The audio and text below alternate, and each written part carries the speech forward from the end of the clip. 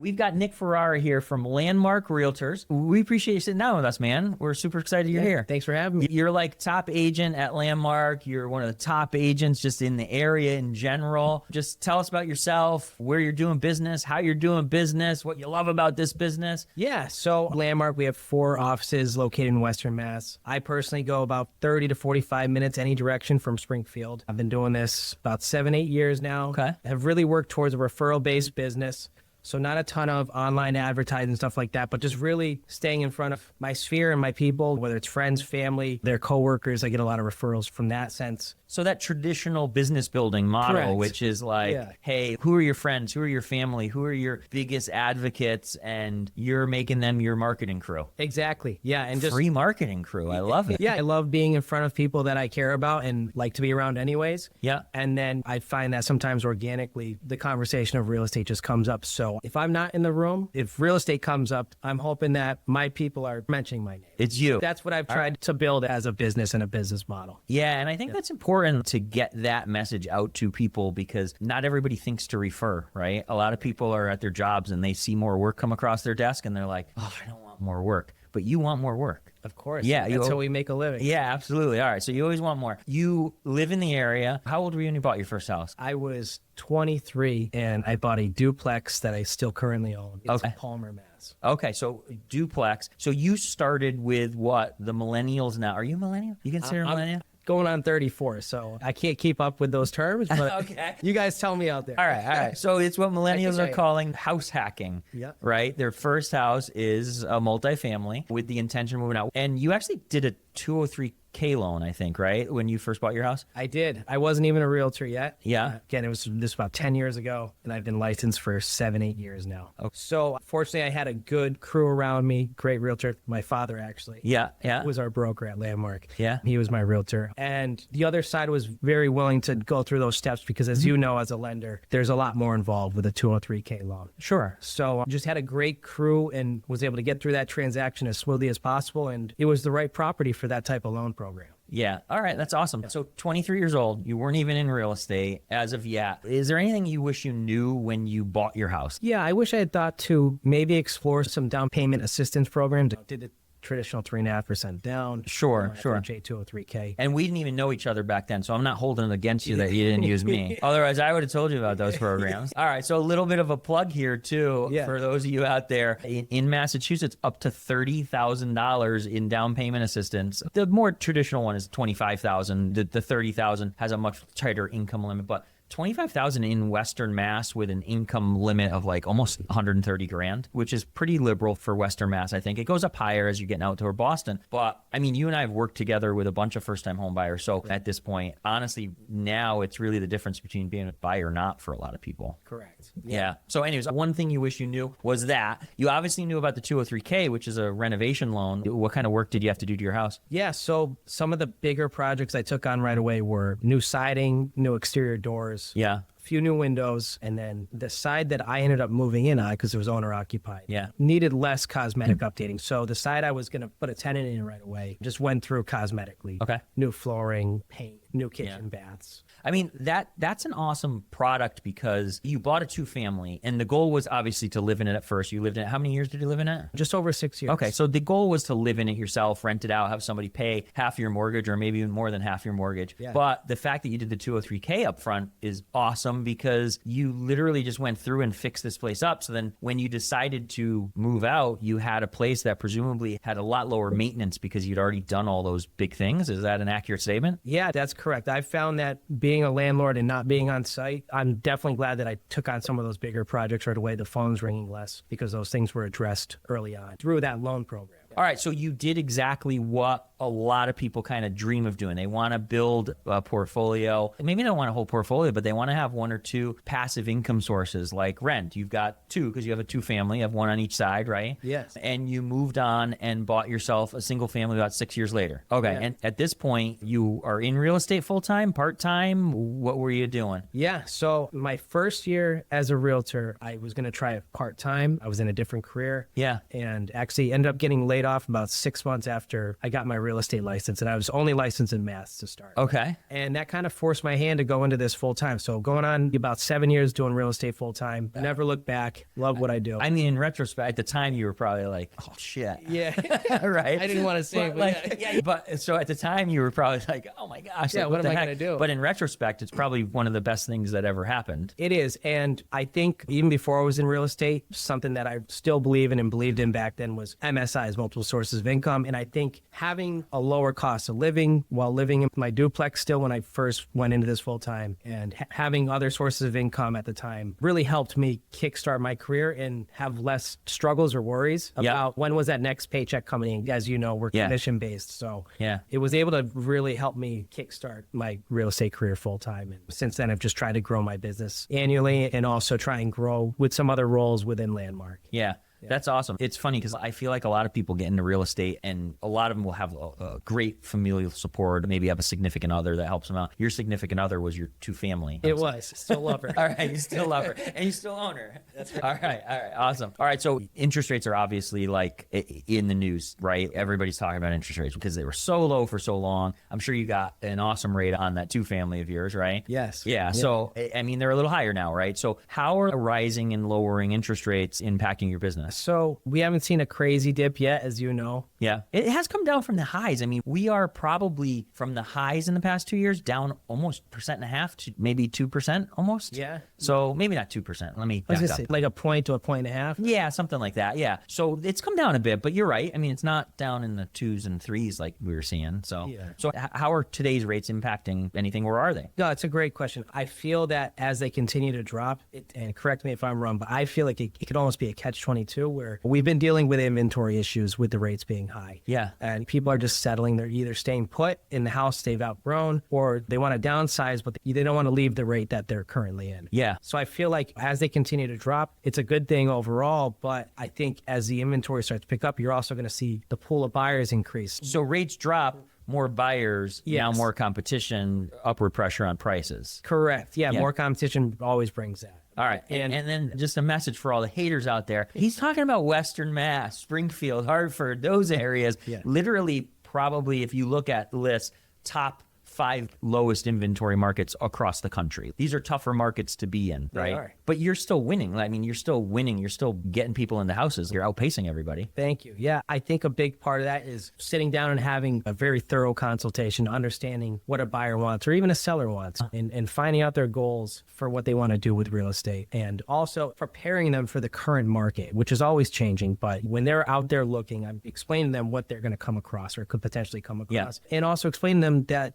sometimes the best time to buy is when you're ready and not so much trying to chase a rate or a price point, right? Yeah. So I think as the rates come down, folks that have been staying on the sideline because they don't love the rate are going to find that there's going to be another challenge, right? When the rates come down and inventory comes up and the amount of buyers and competition comes up. So Sure. Okay. Yeah. So what's some advice you give for today's buyers? You knock on every buyer's door and say, hey, I got to tell you something. What are you telling them? So as you know, we work with a lot of first-time home buyers. So if I could just focus on that category, I would say for first-time home buyers, obviously first sitting down with you and getting pre-approved and seeing their financing options. That's always step number one. And then next, sitting down with me and finding out their wants and needs and setting realistic expectations and explaining to them every step of the transaction thoroughly. So we're avoiding pitfalls and frustrations and confusion along the way. So they're going into it, even though they've never bought a home before, they're going into it with a ton of knowledge and a ton of confidence that we're going to get them into the home that they truly want.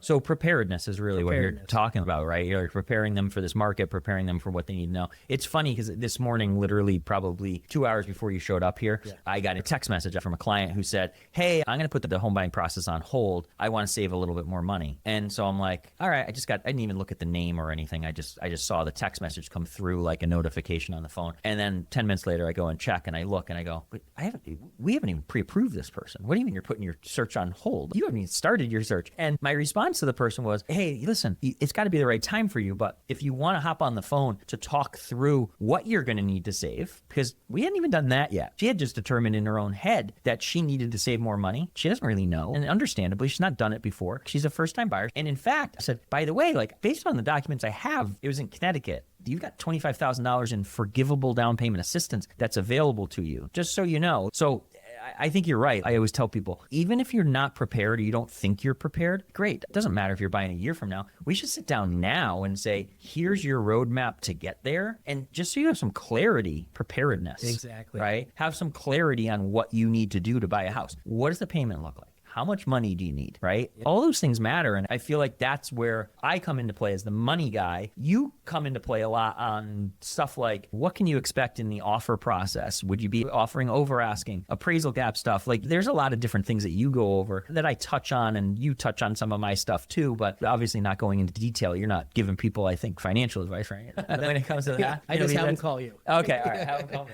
All right. So owning a home, has that influenced how you work with your buyers? Is there anything that you've kind of learn from that you impart on them? Or yeah, it has in several ways. So one, just being a homeowner, being a landlord, even in real estate in general, we're all about building relationships and referrals, right? Passing referrals along. Like, I'll have clients that I helped them buy a home 5 years ago, and they call me and say, hey, do you have an electrician? Do you have a carpet installer? You know, various landscapers, you name it. So always trying to build those relationships. But I think the fact that I had started to build those relationships as a homeowner, I needed to do those things to my own home. Yeah. And now not only have I referred these professionals, but I personally hired them. Yeah. So now I can confidently pass their name along. Okay. Yeah, and you did the 203K too, so you got a crash course in a lot of different contractors. Correct. And I never like to overstep, but I think that when I am touring a home with a buyer and I can pick up on something and say, oh, you know what, this might be an FHA concern. Yes. And that doesn't just come from being a realtor, but also from being a homeowner and using those loan programs. Yeah. So I never like to say anything with too much confidence because I'm not a contractor. I'm not an electrician or a plumber. You got to point stuff out is important. Yeah, correct. And just have that conversation before we're even submitting an offer. Yeah. I find with my background and being a homeowner, that's been helpful. Yeah, you don't have to be a contractor to step on the floor in a corner and it's a little squishy, and then you like go in the basement and just look up at that spot and be like, oh, hey, look at that. We've got some rot here. Like, that's not a contractor. That's just a normal thing. And, and somebody doesn't own a home is going to miss that kind of stuff. They can, especially I mean, the average showing is probably, 20 to 40 minutes long. It's very hard to look at a home very thoroughly, especially in a competitive market. Sure. It's like sometimes we're looking at a house and the offer deadline is that night at 5 p.m. It puts a lot of pressure on buyers. So if you can try and get your ducks in a row and try and point some stuff out prior to submitting an offer, at least it gives them some more knowledge and peace of mind. Yeah, and I think the preparedness thing is important too. You talk about doing a consult with all your buyers. The preparedness is super important too, because again, you're making decisions so fast in this market. I had somebody today tell me they wanted a house at a certain price range. It's just unfortunate. It's just kind of an unrealistic price range. I shouldn't say unrealistic. They could find something in that price range, but very few, and you're going to have a lot of competition in the lower end price ranges.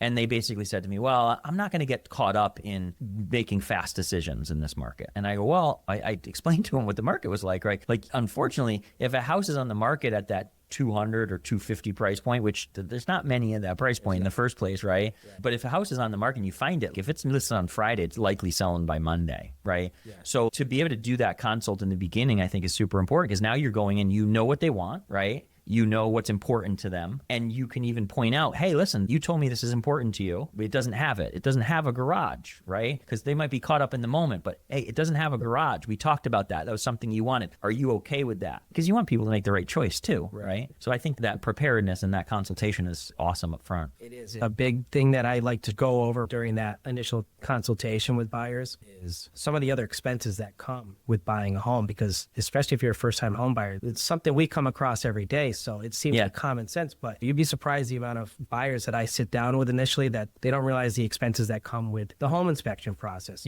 paying for an appraisal, closing costs, what goes into closing costs. So preparing them for that rather than them saying, oh yeah, I want to do a home inspection, then they don't realize it's several $100s depending on the inspection package they go with. Sure. If we're talking about it ahead of time, it's just going to make for a better process for everyone. Yeah, you don't want anybody to be surprised by anything in the process. Exactly. Right. Not if we can help it. Yeah, that makes sense. All right, so you're 33.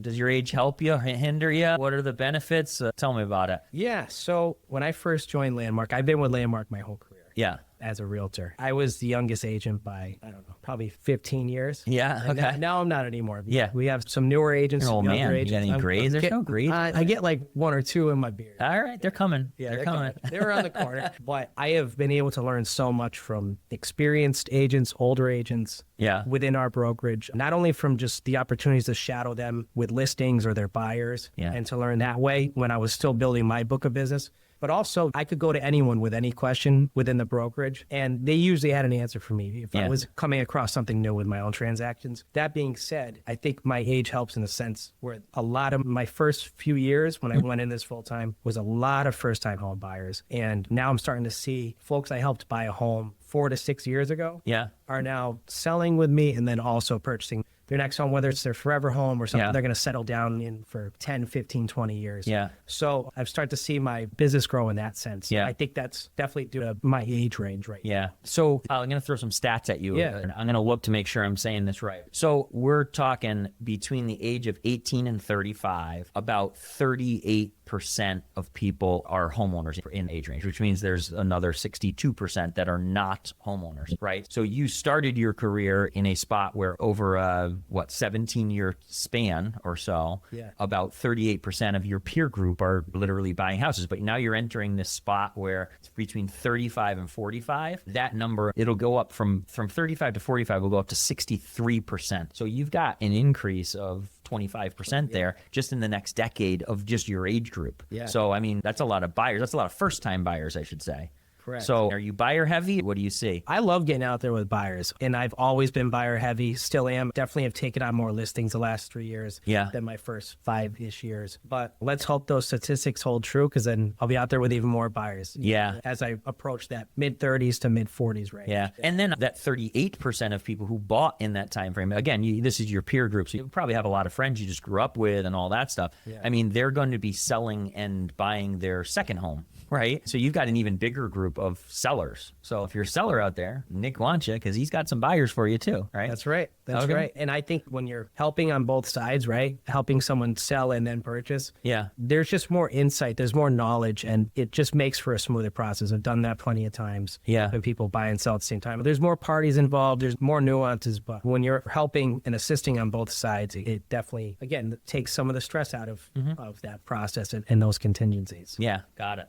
All right, so you help buyers, you help sellers, you're a musician with a voice like an angel. Hey, it's a little raspy today. A little raspy today. For a podcast. You could do a little Johnny Cash maybe today. You grew out your hair for whitewater rafting. I always grow it out and then I give up. No, this is great. You decided you liked going whitewater rafting, you were going to get certified to be a whitewater rafting instructor, and you did whitewater rafting that last year or something like that? You took people on tours? So first time I went, my family, we went up to Lake George Village. And we found a rafting company like about 30 minutes north of there in the Adirondacks. I was probably 13, loved it. A few years went by as I became a young adult. I started going on trips with friends, family, as much as I could. So it'd be 1 to 3 times a year I was going as a customer. And so the company that I first went with was Wild Waters Outdoor Center. And they're up in Lawrenceburg, New York. And I called them out of the blue, probably late March, early April. And they were open to basically training me. So I would go up as often as I could, which was tough. As you know, we work a lot of weekends and nights. And last year was a very busy year for me with real estate. But I was able to sneak up there like every 4 to 6 weeks and trained on the Hudson. And then you're familiar with the Sacandaga. So they were getting ready to sign me off on the Sacandaga, and then they closed for Labor Day weekend. So this year I'm kind of undecided. I've reached out to Zor Outdoor in the Berkshires. I might do some training with them and do some trips for them as a guide if they sign me off. You got to do what you like, right? Like exactly. You have to have some balance. You have to have some fun. So that's awesome. That's fun, and you got the hair for it. I cut a little off, but you did. It always grows back. It was until it doesn't. No, until it doesn't. I'm telling you, back here is not growing back for me, man. So I'm not it looks sure. good. I don't know. I'm not really sure. All right, Nick, if somebody wants to buy or sell, wants some more information, how can they get a hold of you? What are your deets, as the kids say? I mean, hey, text, call, email, carrier pigeon. So, all right, so hit you up, slide into your DMs. Facebook, Instagram, always sharing what's most current, new listings, some helpful tips about the market.